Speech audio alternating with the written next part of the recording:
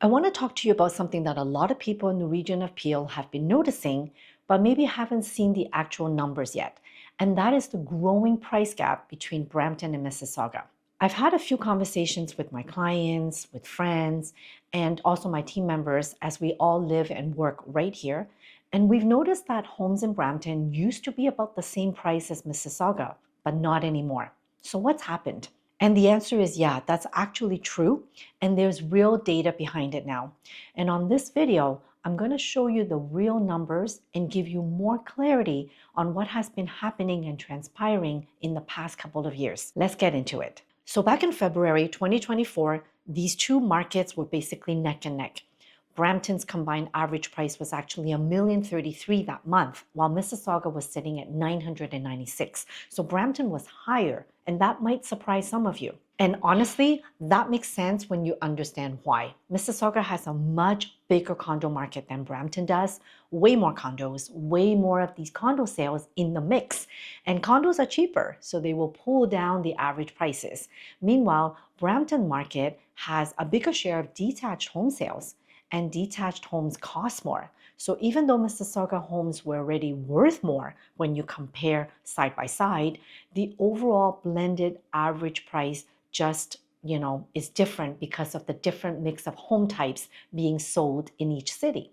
Please feel free to drop me a comment and like this video, and I will personally answer any questions that you may have. And here's the key thing to understand before we look at what happened next, because since February 2024, these two markets have completely pulled apart.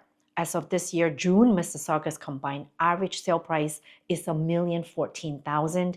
Brampton's average is $888,000. That's a gap of $125,000 in just 2.5 years.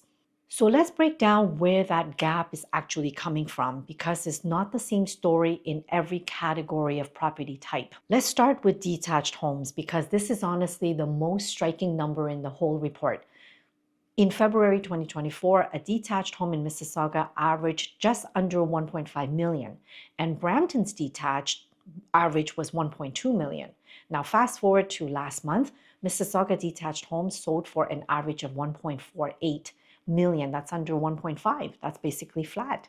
We know that prices have come down in the past few years, and Mississauga detached average price is now the same as 2.5 years ago. Brampton, on the other hand, saw the detached average price drop to 1.39, and that's a 15.4% decline over that same period of time. So think about that for a second. If you bought a detached home in Mississauga 2.5 years ago, your home has essentially held its value. If you bought a comparable detached home in Mississauga in the same window of time, you've likely seen a meaningful drop on the value on paper. Now, semi-detached homes tell a slightly different story, and this one's actually pretty similar in both cities. Mississauga semis dropped 15% from over 1 million to 908,000. Brampton semis dropped 16% from 950,000 to 792,000.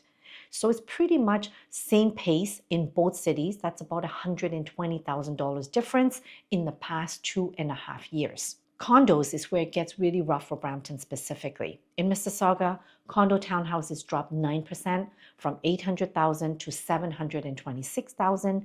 In Brampton, that dropped 25% from just over 700,000 to way down to $536,000.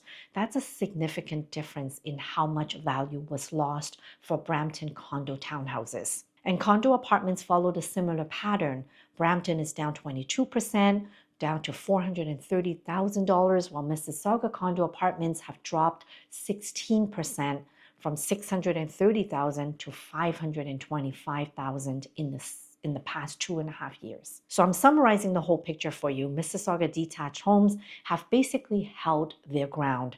Everything else in both cities has come down, but Brampton has come down harder across almost every category, especially in the condo and townhouse space. Now, here's what I really want to say to anyone living in Brampton watching this right now, because I don't want this video to feel like it's doom and gloom, and I don't think it should be.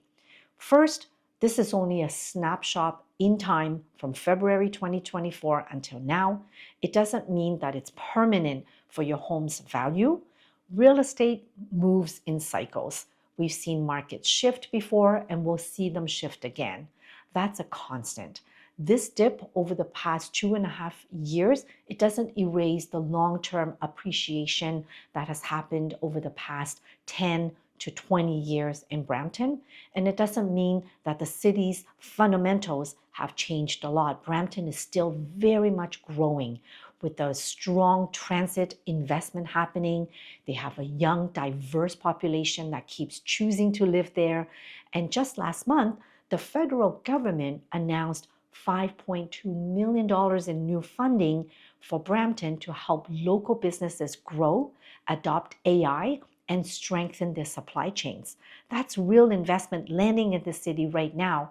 Brampton will continue to grow, especially with the strategic location close to Toronto International Airport and the main highways and to downtown Toronto.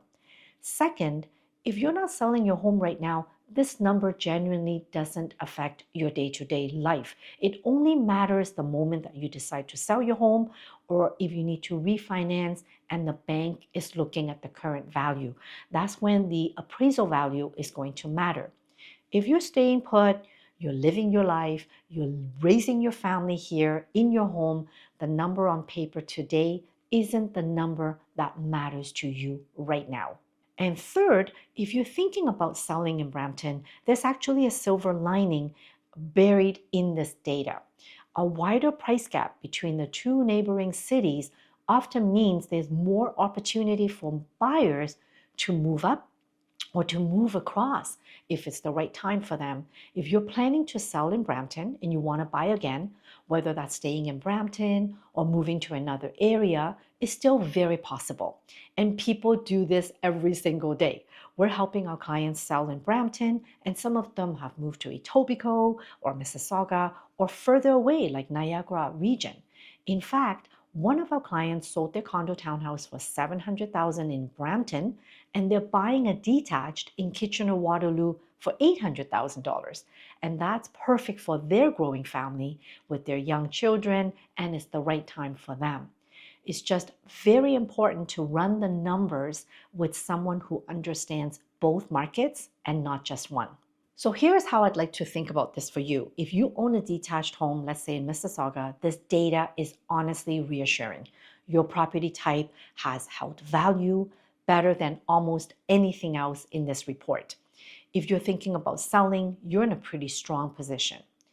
If you own in Brampton, especially a condo or a townhouse, I know that seeing a 20 or 25% price decline on paper is not fun. However, it's very possible to sell your condo townhouse and upgrade to a detached house in Brampton. And many families are taking this opportunity time right now to do it. Because you're selling and buying in the same market, you'll be able to get a very good price when you buy the larger house, because their prices have come down as well. And remember, real estate is fundamentally a long-term asset. If you don't need to sell right now, you don't have to make a decision based on this one data point. And if you do need to sell, or you're wondering what your specific home is actually worth in today's market, that's a conversation worth having with real numbers for your specific street and not just a citywide average. And if you're a buyer watching this right now, watching both markets, this is actually one of the more interesting windows that we have seen in a very long time. Softer pricing in parts of Brampton, and then a flat but stable detached market in Mississauga means there's a real opportunity depending on what you're looking for and where you want to settle down and get that dream home for your family. My honest takeaway from this whole report is that no city moves in a straight line forever. Mississauga had its own rough patches and stretches in these past few years, and Brampton is going to also have its moment of catching back up again too in the future. What matters most isn't the citywide average. It's your specific home, your street, your specific situation, and your needs. So if you're in Brampton or Mississauga and you're trying to figure out what any of this actually means for you, whether you're staying here, selling or buying, or just curious about what your home is worth right now, please reach out and I'd love to connect with you. I look at this data every single day and I go over this with clients at their kitchen table every week. And I'm always happy to give you a straight, honest answer. No pressure at all, just a real conversation. I hope you enjoyed this video and please share it with any family or friends that can help them as well. Thanks so much for watching today, and I'm going to see you in the next one.